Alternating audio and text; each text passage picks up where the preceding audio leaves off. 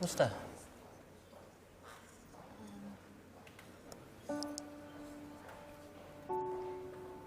Nasabi na sa akin ni Nanay yung ginawa mo para sa kanya.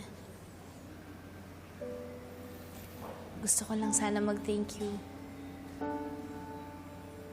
Sa totoo lang, hindi pa nga sapat yung thank you para mapakita ko sa'yo kung gaano ko ka-grateful sa ginawa mo.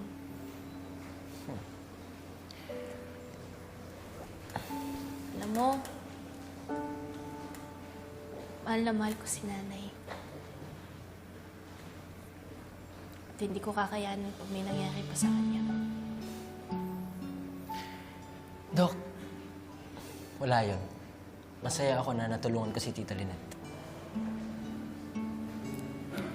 Pero tingnan mo naman yung mga sugat mo. Oh, ang dami. Dito pa, patingin. Oh, ang dami, oh.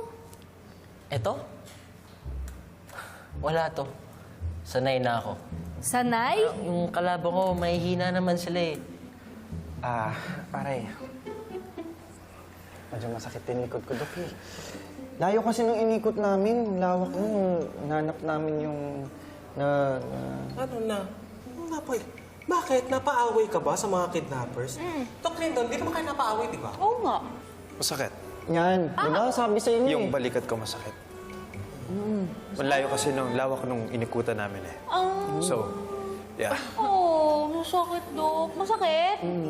Oh, tara, punta tayo ER. Sakit pala eh. Tara. I'm okay. I'm okay. I'm good. I'm Sa good. pag-upo lang siguro. Hindi, masakit, di ba? Tara Aray. sa ER, di ba? Aray, nangungurot ko.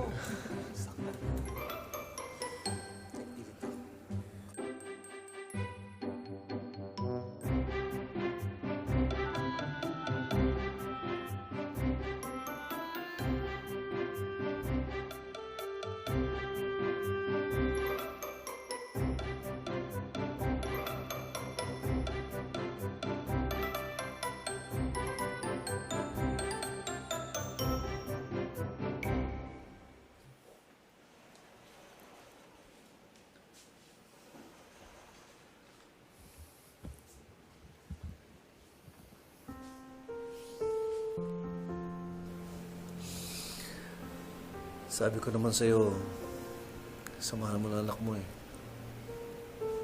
Hindi, okay lang.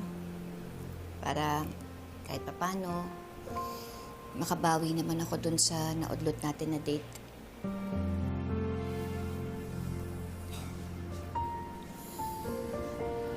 Mahal, salamat ah. At inuna mo ako.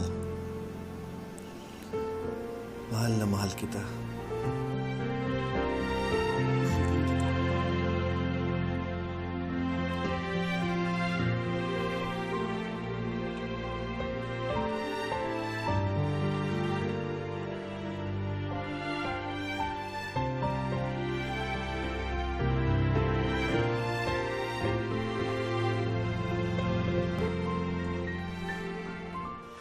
Sige, Colonel. Balitaan mo na lang ako pag may update na. Thank you. Pare, pwede ba kita makausap? Sure eh. Tungkol kay Zoe.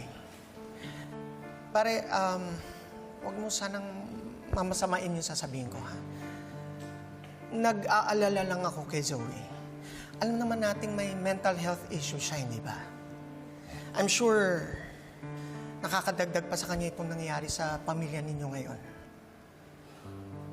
I believe Moira may not be the best companion for her right now. Or ever. Alam naman natin yung ugali ni Moira eh, di ba? Oo, mami ni Zoe si Moira. At wala namang question na mahal niya ang anak niya. Pero ang kailangan ni Zoe ngayon, yung taong hindi makakadagdag sa stress niya. Yung sasamahan siya, susuportahan siya. At saka syempre yung mabuti at magandang impluensya sa kanya. At ikaw yun.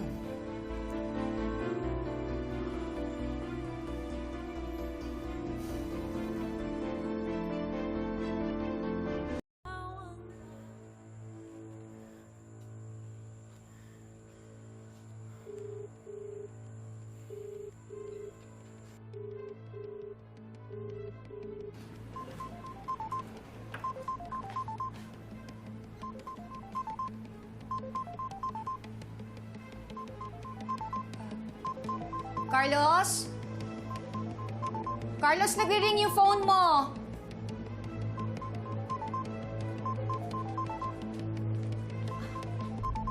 Carlos? Carlos?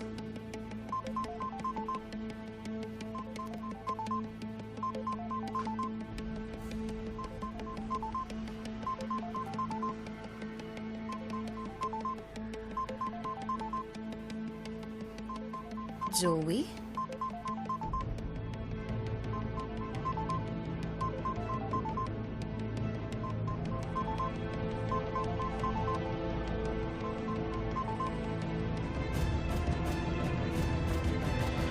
Hello? Hello, I need your help. I need your help, Dad. Ano sabi mo, Zoe?